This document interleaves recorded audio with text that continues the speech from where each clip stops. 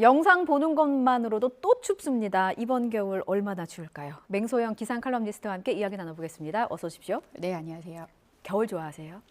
전 다 좋아합니다. 여름은 더워서 좋고, 네. 가을은 선선해서 좋고, 겨울은 추워서 좋은데 네. 요즘 날씨가 예전 같지가 않습니다. 너무 춥고 너무 덥습니다. 맞아요. 저는 추위를 많이 타서 겨울을 정말 좋아하지 않습니다. 제가 좋아하는 겨울은 슬기로운 의사생활의 그 겨울이 밖에 없어가지고. 자, 일단 이 11월 하순에나 나타나야 할 초겨울 추위가 나타나고 있는데 겨울이 벌써 시작된 겁니까? 날씨만을 가지고 봤을 때는 겨울입니다. 11월 하순에나 그러니까 초순에야 나타날 그 날씨가 예. 하루 만에 계절이 2달 정도 건너뛰어서 나타난 건데요. 예. 지금 10월의 때 아닌 한파특보가 꽤 많은 지역에 발효가 됐습니다. 지금 경기 일부 지역과 강원도 그리고 충북 그리고 중부 내륙을 중심으로 한파특보가 내려진 가운데 예. 오늘 많은 지역에서 5도 아래로 기온이 떨어진 곳들이 많았고요. 바람까지 워낙 강하게 불어서 체감온도는 0도 안팎으로 나타난 곳도 있었고 서울의 경우에는 올해 첫 서리가 관측이 됐는데 지난해보다는 한 열흘 정도 평년보다는 열흘 정도 빠릅니다. 10월에 한파주의보가 내려지는 게 일반적인 건 아니죠. 겨울이 너무 성격이 급하다는 생각이 들어서요. 그렇습니다. 이 한파특보라고 하는 거는 기상청에서 1964년부터 시행이 됐습니다. 꽤 예. 오래전부터 한파특보가 시행이 됐죠. 근데 그 당시에는 한파특보가 발효되는 그 기간이 11월부터 3월까지입니다. 그러니까 우리가 통상적으로 생각하는 겨울인 12월, 1월, 2일, 2월보다는 좀 이른 추위가 시작이 되고 늦추위가 좀 남아있기 때문에 그렇지만 2004년부터는 추위가 일찍 시작되고 늦게까지 이어지다 보니까 이 기간을 10월에서 이제는 4월까지 늘렸습니다. 2004년부터인데 이렇게 기간이 늘린 첫 해인 2004년에 예. 10월 1일 날 한파특보가 내려졌고요. 그 이후에는 잠잠하다가 지난해 10월 16일 날 17년 만에 서울에 한파주의보가 발효되는 등 한파특보가 내려된 이후에 지금 이제 이어서 올해에도 좀 이례적이게 10월에 한파특보가 내려진 겁니다. 예. 그 한파특보를 내리는 기준은 어떻게 됩니까? 제가 느끼기에는 그냥 다 추운데 어떤 날은 그냥 강추위 이러고 어떤 날은 한파특보 이러니까 기준이 좀 궁금하더라고요. 보통 이 우리가 추위를 느끼는 건 굉장히 상대적일 수 있습니다. 사람이 추위를 느끼는 정도 그리고 어제 얼마나 날씨가 따뜻했냐는 정도에 따라 나눠지는데요. 이런 것처럼 기상청에서도 한파주의보를 내려지는 이 기준 자체도 굉장히 상대적인 3가지 조건을 가지고 있습니다. 예. 일단 첫 번째는 전날보다 10도 아래로 기온이 떨어졌는데 이 기온 자체가 3도 이하이고 평년 이맘때보다 10도 낮게 떨어졌을 때 보통은 이렇게 좀 겨울이 시작되기 전인 초겨울이나 가을쯤에 내려지는 기준이 되고요. 그리고 보통 1년 중에 가장 추운 시기가 1월에서 한 2월 사이 정도가 되거든요. 이때 정말 춥죠. 이때는 영하 12도 이하인 날씨가 이틀 이상 지속되고 보일 때 그때도 이제 한파특보가 내려질 때는 그 기준으로 적용을 하고요. 예. 이 2가지 조건과는 다르게 그냥 예보관들이 주관적으로 판단을 했을 때 굉장히 급격한 저온 현상이 광범위한 지역에 좀 피해를 유발시킬 것 같다라고 보일 때도 한파특보가 내려지기도 합니다. 그러니까 저온 현상이 광범위하게 피해를 유발한다고 하면 뭐 농작물이 얼거나 뭐 이런 그런 상황을 말하는 걸까요? 그렇죠. 우리가 추위로 인해서 면역력이 떨어지거나 심혈관 질환자가 발생할 것으로 보이거나 예. 냉해 피해, 지금 서리가 내리고 얼음이 얼을 정도면은 지금 농가에서는 좀 피해가 예상이 되기도 하거든요. 이런 예. 경우가 해당이 되겠습니다. 그렇군요. 근데 지금 말씀하신 거 보니까 그 10월부터 뭐 4월까지 뭐 기간을 길게 잡는다고도 하셨는데 그러면은 우리나라는 사계절이 뚜렷한 나라잖아요. 그러면 봄하고 가을이 이제 아예 사라지는 건가? 이계절 국가로 바뀌는 건가라는 생각도 들고요. 그러니까 보통 이 봄하고 가을의 역할이 덥고 추운 그 중간에서의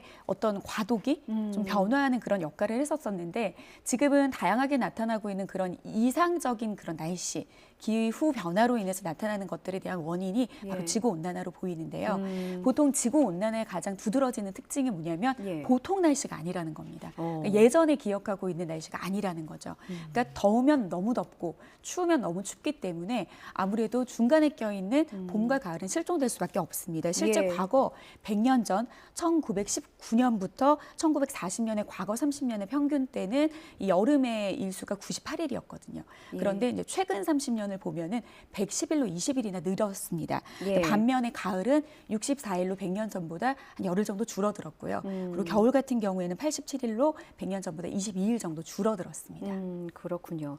올 여름도 너무 더웠고 태풍도 큰 피해를 남겼고 뭔가 이제 이상기후라고 또 말씀하셨는데 여름에 비도 많이 내려서 큰 피해를 봤고요. 지금 말씀하신 것처럼 좀 전에 말씀하셨지만 서울에 또 첫서리도 내렸고 뭐 이렇게 되면은 결국에는 우리는 올 겨울을 전혀 예측할 수 없는 그런 새로운 겨울을 맞이하게 되는 건가라는 생각도 좀 들더라고요. 이른 추위가 좀 찾아오다 보니까 예. 올 겨울은 또 얼마나 추우려고 지금부터 이러나라고 이야기를 합니다. 그러니까 네. 10월인 요때도 이렇게 추운데 1, 2월 가면은 정말 밖에도 못 나가는 거 아니야라는 생각이. 그렇죠. 네. 근데 지금의 날씨 상황을 봤을 때 겨울철의 추위 요소를 보는 여러 가지 이유 중에 이제 뚜렷한 예. 한파를 보는 이제 여러 가지 이제 요인 중에 하나가 북극의 빙하가 얼마나 녹았는지를 일단 보고요. 예. 그리고 이제 라니냐라고 이야기를 하는데 좀 어렵게 들리시겠지만 동태평양 해수면의 온도가 평년보다 낮은 상태가 이어지는 형태의 라니냐. 보통 북극의 해빙 면적에 그러니까 해빙이 녹은 그 면적이 크면 클수록 그 해에는 겨울 추위가 강한 경우들이 굉장히 많았고요. 라니냐가 이어진 경우 역시도 겨울이 추운 경우가 많았는데 예. 요즘은 전문가분들도 보통은 이랬지만 올해 겨울은 와야 될 것 같습니다라고 이야기를 할 정도로 굉장히 기후변화로 인해서 예보관들도 과거의 3, 40년 동안 우리가 겪었던 과거의 경험치를 뛰어나는 그런 날씨들이 좀 나타나고 있기 때문에 참 예단하기 어려운 게 요즘 날씨인데요. 예. 일단 지금 현재로 보고 있는 그런 시그널만을 가지고 봤을 때는 충분히 겨울철에 추울 조건들은 지금 유지를 하고 있는 상태입니다.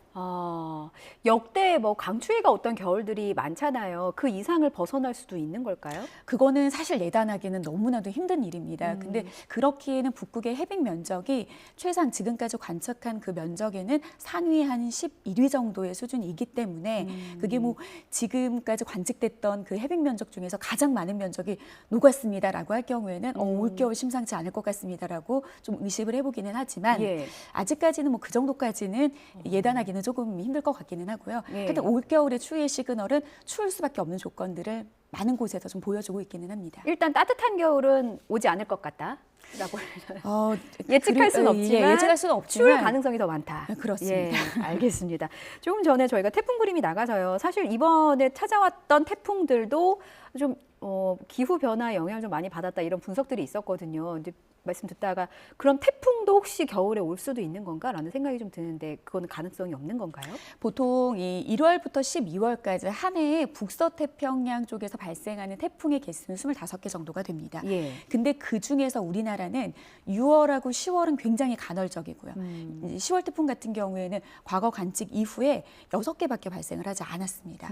그리고 주로는 이제 가장 많이 발생하는 월은 8월, 그리고 7월, 9월 순이어서 예. 여름철에 대부분 집중되어 있기는 합니다만 지금 지구 온난화로 인해서 대기 전체의 기온이 올라가고 예. 해수면의 온도가 상승하는 거는 우리가 부정할 수가 없거든요. 그런데 이 태풍이라고 하는 것은 바다가 뜨거우면 뜨거울수록 그리고 바다 온도가 뜨거우면 뜨거울수록 태풍의 힘을 키울 수 있는 수증기량이 늘어납니다. 그죠. 그리고 바다는 그 열의 저장 능력이 대부분의 90%를 차지하고 있기 때문에 태풍이 좀 더 막강하게 발생할 가능성이 굉장히 높은데요. 이제는 여름 태풍을 보는 것이 아니라 우리가 가을에 오는 태풍은 굉장히 우리나라에 영향을 굉장히 크게 줄 수 있거든요. 근데 지금 이대로 추세로 간다라고 하면 겨울에는 사실 올 수가 없습니다. 지금 북극에 찬 공기가 내려오면 예. 찬 공기에 막혀서 북상하기는 사실 어렵거든요.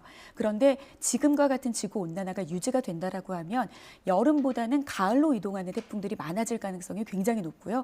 그렇게 될 경우에는 한반도에 직접적인 영향을 줄 그런 막강한 태풍들이 가을에 발생을 한다라고 하면 그건 정말 좀 힘든 일이 될 겁니다. 예, 짧게요. 건강 수칙 하나만 좀 알려주세요. 너무 추워가지고 어떻게 하면 좀 건강을 지킬 수 있을까요?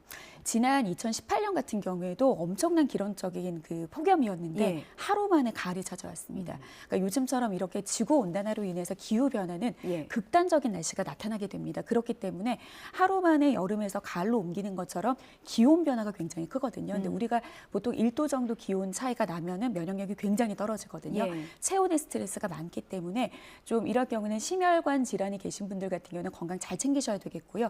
그리고 평상시에 좀 우리가 급변하게 변하는 그런 체온에 좀 몸을 조절을 잘할 수 있도록 컨디션 조절을 잘하는 것도 굉장히 중요할 것으로 보입니다. 예, 여기까지 듣겠습니다. 맹소영 기상 칼럼니스트였습니다. 잘 들었습니다.